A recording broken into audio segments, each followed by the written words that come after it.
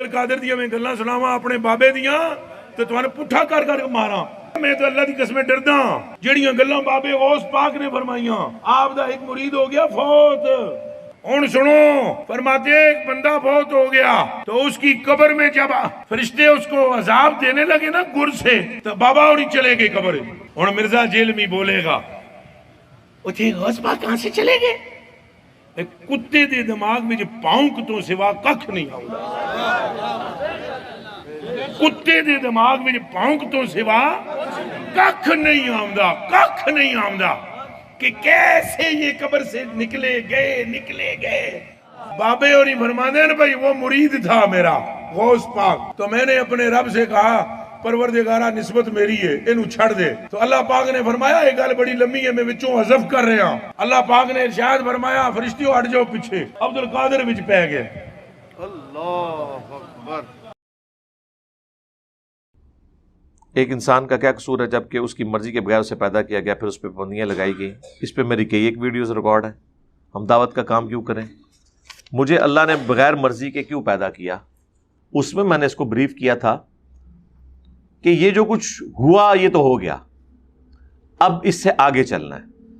अगर आप इससे आगे नहीं चलते तो आप उस बेवकूफ़ खुदकुशी करने वाले की मानिंद हैं कि जिसे कोई शख्स पानी में धक्का दे दे किसी तालाब में या समुंदर के अंदर, और वो ये जिद लगा के बैठ जाए कि जब तक मुझे ये ना पता चले कि मुझे धक्का किसने दिया और क्यों दिया, मैंने हाथ पांव नहीं मारने। और एक शख्स किनारे पे खड़ा होकर उसे ये निदा दे कि तुम इस तरीके से हाथ पांव चलाओ, तुम किनारे तक पहुंच जाओगे, फिल वक्त तो अपनी जान बचाओ। और वो कहे कि नहीं, चूंकि मुझे पूछे बगैर धक्का दिया गया, मेरे से मशवरा नहीं किया गया, मैंने हाथ पांव नहीं चलाने। तो अगर ऐसा करने से वो किनारे लग जाता है तो ठीक है, अकड़ के जिंदगी गुजारे। और अगर ऐसा करने से भी वो मरता ही है तो बेहतर ये है कि जो समुंदर के किनारे खड़ा होकर शख्स निदा लगा रहा है उसकी निदा पर चले, किनारे पे आ जाए, फिर आगे तहकीक कर ले कि क्यों निकाला या यूं निकाला। ठीक है, तो वो शख्स जो समुंदर के किनारे निदा लगा रहा है ना, वो वक्त का पैगंबर होता है और डूबने वाली इंसानियत होती है। और वो निदा लगाने वाला भी एक सच्चा इंसान होता है। और वो कहता है कि तुम्हारे रब ने तुम्हें यहां जिंदगी में किसी मकसद के तहत भेजा है, इस तरह जिंदगी गुजारो, इस तरह हाथ पांव चलाओ तो कामयाब हो जाओगे। जन्नत में जब पहुंच जाओगे फिर रब से गिला कर लेना। ये तो है उसका टेक्निकल जवाब। अल्लाह ताला ने जो जवाब दिया वो तो बड़ा सख्त है। सूरतुल अंबिया में ला युसअलु अम्मा यफअल वहुम युसअलून, अल्लाह को कोई पूछ ही नहीं सकता कि उसने कोई काम क्यों किया, क्योंकि क्रिएटर है। अल्लाह हर एक को पूछ सकता है कि भाई तूने ये काम क्यों किया। अल्लाह ने इस तरह के सवालात ही बैन किए हैं, इसे कहा जाता है विल ऑफ गॉड। अक्सर लोग इस पे भी तबाह आजमाई कर रहे होते हैं और बैठ के बड़ी बड़ी हिकमतें बता रहे होते हैं, और जब पूछें ये कहां लिखी हुई है, वो कहते हैं ये हमने दरियाफ्त कर लिया है। अपनी दरियाफ्त अपने पास रखें। हमें हुक्म यह है कि जो चीज वंस अगर आपने गॉड को मान लिया है ना, तो बाकी सारे सवालात इनवैलिड है।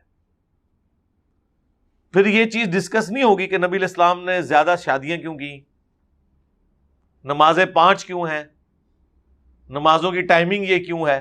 इन सारी बातों के जवाब में होगा विल ऑफ गॉड, अल्लाह की मर्जी। वरना आप मुझसे फकी ले लें, आपके तहत तो इंसाफ यह था कि एक दफा प्रेगनेंसी की तकलीफ से मर्द गुजरे और एक दफा औरत गुजरे, तो ठीक है फिर गुजार लो, टाइम क़यामत तक जाए। अल्लाह ने कैपेबिलिटी नहीं रखी मर्द के अंदर। अब इसका जवाब क्या होगा? विल ऑफ गॉड, कि मर्द को अल्लाह ने इकोनॉमी की तकलीफ से गुजारा है कि उसने नानो नफका घर का पूरा करना है, और औरत को अल्लाह ताला ने प्रेगनेंसी की तकलीफ से गुजारा है, बच्चों की परवरिश और तकलीफ जो सारी हैं जुड़ी हुई इसके साथ, उनसे गुजारा है। تو at the end of the day اللہ تعالیٰ نے اس کو بیلنس کیا ہے، لیکن وہ آپ کی مرضی سے نہیں کیا سر، اپنی مرضی سے کیا ہے. اس کی مرضی کسی کی ماں بچپن میں چھین لے، کسی کا باپ بچپن میں چھین لے، دونوں ہی چھین لے. اب اس پہ کوئی وہ کرسچنز کہتے ہیں نا جی مسلمانوں کا خدا بڑا سخت ہے. جی ہمیں فخر ہے کہ قرآن کا خدا طارق جمیل صاحب والی گفتگو نہیں فرماتا، غامدی صاحب والی گفتگو نہیں فرماتا، وہ گفتگو کرتا ہے جو ڈاکٹر اسرار صاحب کرتے تھے یا میں کرتا ہوں. یقین نہ آئے تو آپ خود پڑھ کے دیکھ لیں. قرآن کا جو مرکزی ٹاپک ہے وہ ہے ہی انذار، ڈر سنانا. وَأُوحِيَ إِلَيَّ هَذَا الْقُرْآنُ لِأُنذِرَكُمْ بِهِ وَمَنْ بَلَغَ. اے نبی قرآن اس لیے نازل کیا ہے تمہاری طرف، تم اس قرآن کے ذریعے ڈر سنا دو انسانیت کو، اور جس تک بھی یہ پہنچ جائے اسی کے ذریعے ڈر سنائے. خوشخبری بھی ہے،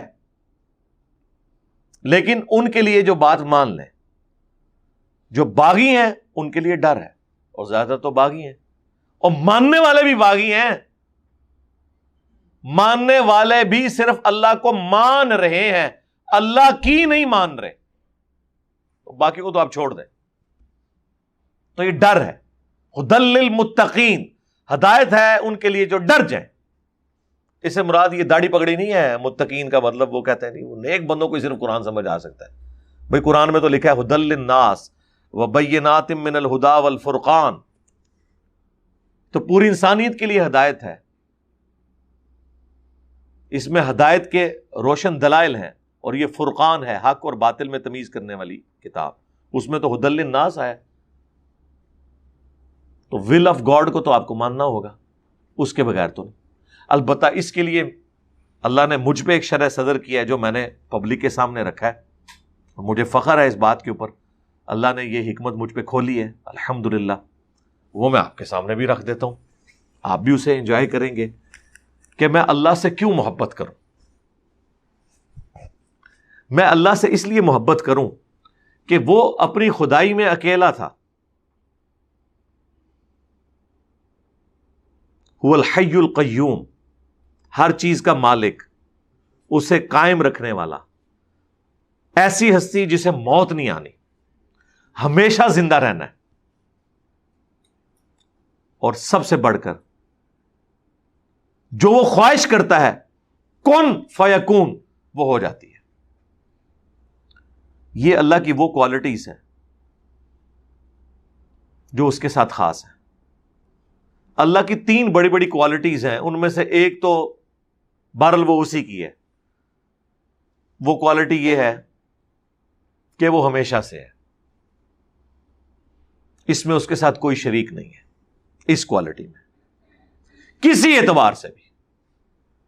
لیکن باقی جتنی کوالٹیز ہیں ان میں اللہ تعالیٰ نے اپنے بندوں کو بھی وہ کوالٹیز دی ہیں، اگرچہ وہ اس لیول کی نہیں ہے. مثلا زندگی، اللہ کی زندگی اپنی ہے، موت نہیں آئے گی، ادھاری نہیں ہے.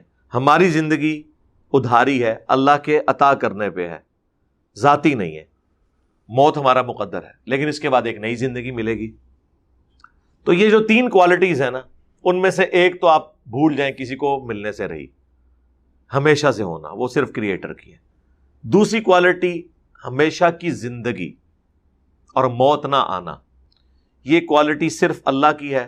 البتہ اللہ تعالیٰ محض اپنے رحم اور فضل سے انبیاء کی پیروی کرنے کے سبب، کتابوں کی پیروی کرنے کے سبب اپنے نیک بندوں کو یہ کوالٹی جنت میں دے دے گا. دے گا کہ نہیں؟ انشاءاللہ دے گا. بخاری مسلم میں آیا کہ موت کو مینڈے کی شکل میں لا کے میدان محشر میں قتل کیا جائے گا، ذبح کیا جائے گا. جنتیوں کے لیے خوشخبری ہوگی کہ اب انہیں موت نہیں آئے گی، اور جہنمیوں کے لیے ایک ہمیشہ کا غم ہوگا کہ انہیں بھی موت نہیں آئے گی. اچھا، اب زندگی جہنمیوں کی بھی ہے، لیکن لعنت ایسی زندگی کے اوپر، ایسی زندگی تو نہ ہو. تو یہ وہ کوالٹی دوسری اللہ تعالیٰ اپنے ساتھ اپنے بندوں کو بھی شیئر کرے گا. خالق اور مخلوق کا فرق رہے گا، عطائی اور ذاتی کا فرق رہے گا، لیکن بہرحال یہ اس کی خوبی تھی جو اس نے اپنے بندوں کے ساتھ شیئر کی ہے. تو ایسے رب سے محبت نہ کی جائے. محبت کا جذبہ تو پیدا ہوتا ہے کہ چند سالوں کی زندگی دے کر انفینٹ لائف آپ اللہ سے حاصل کر لیں. اور تیسری کوالٹی کن فیکون، جو آپ خواہش کریں وہ ہو جائے.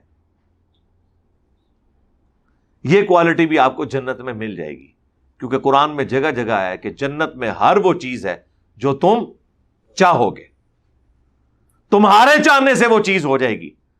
تو اللہ بھی تو یہی کہتا ہے کہ جب میں کسی چیز کا ارادہ فرماتا ہوں، کہتا ہوں کن فیکون، وہ ہو جاتی ہے. جنتی بھی جنت میں پہنچ کر جو خواہش کریں گے وہ ان کے سامنے ہو جائے گی. تو یہ تین اللہ کی بڑی کوالٹیز، ان میں سے دو کسی درجے میں خالق اور مخلوق کے فرق کے ساتھ، عطائی اور ذاتی کے فرق کے ساتھ انسان کو بھی ملنے والی ہے. تو ذرا انسان دیکھے کہ تیری تو اوقات ہی نہیں تھی، تو خود اپنے آپ کو پیدا کرنے والا بھی نہیں تھا. ایک اکیلے اللہ نے تجھے پیدا کیا. اس چیز کے غم کو چھوڑ کہ تیری مرضی کے بغیر پیدا کیا. اس سے آگے چل، چند سالوں کی زندگی کے بعد انفینٹ لائف وہ تجھے دینے والا ہے. جو صحیح مسلم میں حدیث ہے کہ دنیا اور آخرت کی مثال اس طرح ہے جس طرح کوئی شخص انگلی ڈبوئے سمندر میں، اس کے ساتھ جو پانی لگتا ہے وہ دنیا کی زندگی، اور سمندر انفینٹ آخرت کی زندگی ہے. تو یہ انفینٹ لائف ملنے والی ہے نا. اس کے اوپر غور کریں تو پھر اللہ کے لیے آپ کے دل میں محبت کا جذبہ پیدا ہوگا کہ میں اس اللہ سے کیوں نہ محبت کروں جو اکیلا تھا. اس نے اپنی خدائی میں مجھے یوں شریک کیا کہ خالق اور مخلوق کا تو فرق ہے، ذاتی اور عطائی کا فرق تو ہے، لیکن اپنی دو کوالٹیز کون سی؟ ہمیشہ کی زندگی اور جو ارادہ آپ کریں وہ ہو جائے، یہ اس نے آپ کو دے دی. سرکار یہ آپ تصور رکھیں تو آپ کے دل میں اللہ کے لیے وہ محبت کے جذبات آئیں گے کہ آپ کا وہ سارا غم کافور ہو جائے گا کہ مجھے اس نے میری مرضی کے بغیر کیوں پیدا کیا. ویسے آج بھی اگر کسی کو آفر کی جائے کہ ہاں بھائی یہ تھوڑی سی زندگی دو، ہمیشہ کی زندگی، تو ہر انسان تیار ہو جائے گا. میں کہتا ہوں دنیا میں بھی اگر یہ آفر دی جائے کہ جو شخص لاہور سے لے کر جہلم تک ریل کار کا سفر 2.25 گھنٹے کا کھڑے ہو کر لے، جہلم پہنچتے ہی گورنمنٹ آف پاکستان پوری زندگی کا اس کا خرچہ اٹھائے گی، اس کے بچوں کا، اس کی رہائش کا، اس کے بچوں کی تعلیم کا، صحت کا. صرف ایک تھوڑی سی تکلیف کاٹ لے کہ کھڑا ہو کر سفر کر لے، تو پاکستانی قوم تو کہے گی ہم چھت پہ بھی سفر کر لیں گے. 3 گھنٹے کے بعد ہمیشہ کا سکون. تو سر یہ تو شاہی کوئی نہیں. دنیا اور آخرت کو اگر آپ کمپیئر کریں، یہ تو کوئی کمپیریزن. صرف آخرت کا دن قرآن میں ہے 50,000 سال کا دن ہے. 50,000 سال. اس کے مقابلے میں دنیا کی ہماری 60 سال 100 سال کی زندگی چند منٹ کی زندگی بنتی ہے. جنت کو تو آپ چھوڑ دیں. ان 50,000 سالوں کا امن بھی کسی کو نصیب ہو جائے جو بخاری مسلم میں آئے، لوگوں کو اللہ کے عرش کا سایہ نصیب ہوگا. اللہم اجعلنا منہم، آمین. اللہ تعالیٰ ہمیں ان میں شامل فرما. تو وہ بھی اگر کسی کو حاصل ہو جاتا ہے تو وہ بہت بڑی کامیابی. اس کے بعد کی زندگی تو آپ چھوڑ دیں. کس لیول کی کامیابی ہے. اچھا، یہ وہی کانسیپٹ ہے جس کے لیے میں نے ایک ٹرم ڈیوائز کی تھی، منی گاڈ، جس کو کافی اٹھایا. ان لوگوں نے اٹھایا جنہوں نے قبروں میں پڑے ہوئے بابوں کو منی گاڈ نہیں بڑا گاڈ بنایا ہوا ہے. یار جب آپ کو کہیں کہ عبد القادر جیلانی نے روح کھو لی تو وہ تو خدا سے بڑا خدا بنا لیا نا. قادر دیا میں گلاں سناواں اپنے بابے دیاں تے تواں پٹھا کر کے ماراں. میں تو اللہ دی قسمیں ڈردا جڑیاں گلاں بابے غوث پاک نے فرمائیاں. آپ دا ایک مرید ہو گیا فوت. ہن سنو، فرماتے ایک بندہ فوت ہو گیا تو اس کی قبر میں جب فرشتے اس کو عذاب دینے لگے نا گر سے، تو بابا اور چلے گئے قبر. ہن مرزا جیلمی بولے گا اتے غوث پاک کہاں سے چلے گئے؟ کتے دے دماغ میں پونک تو سوا ککھ نہیں آؤں، کتے دے دماغ میں پونک تو سوا ککھ نہیں آؤں کہ کیسے یہ قبر سے نکلے گئے۔ بابے اور ہی فرماتے ہیں بھائی وہ مرید تھا میرا غوث پاک، تو میں نے اپنے رب سے کہا پروردگارہ نسبت میری ہے انہوں چھڑ دے، تو اللہ پاک نے فرمایا ایک گل بڑی لمبی ہے میں وچوں حذف کر رہا ہوں۔ اللہ پاک نے ارشاد فرمایا فرشتیوں ہٹ جاؤ پیچھے، عبد القادر وچ پہ گئے۔ اللہ اکبر۔ کیونکہ وہ اسرائیل کس کی مرضی سے آتا ہے؟ اللہ کی مرضی سے۔ تو جن لوگوں نے قبروں والوں کو مدد کے لیے پکارا، مرے ہوئے لوگوں کو، ان کا ایاک نعبد و ایاک نستعین کی وائلیشن کا یہ لیول ہو، اور وہ ہمیں کہیں کہ جی انجینئر صاحب جو ہیں وہ دیکھیں وہ تو منی گاڈ لفظ بولتے ہیں۔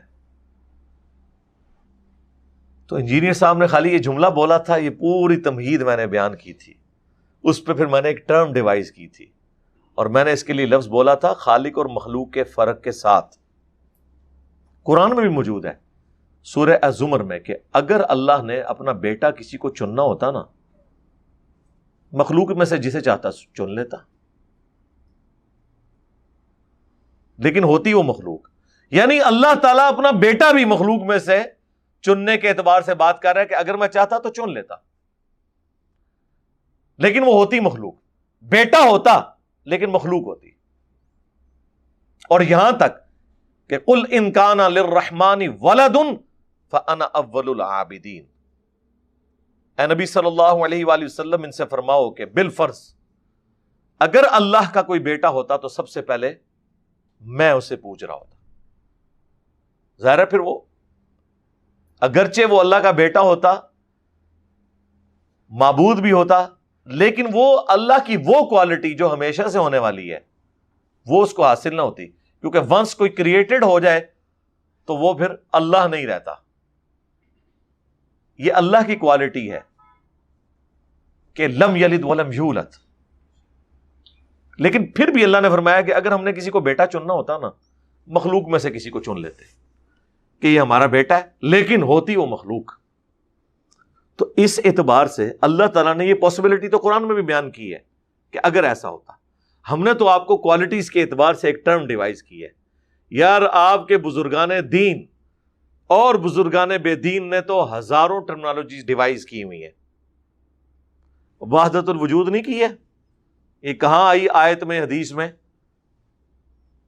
جو ڈاکٹر اسرار صاحب آج تک بےچارے اپنی وفات تک صفائیاں پیش کرتے رہے کہ جی صوفیاء جو وحدت الوجود مانتے تھے وہ اصل میں لوگوں کو سمجھ نہیں آئی، کبھی وہ ان کو رد بھی کرتے تھے، کبھی سپورٹ بھی کر دیتے تھے۔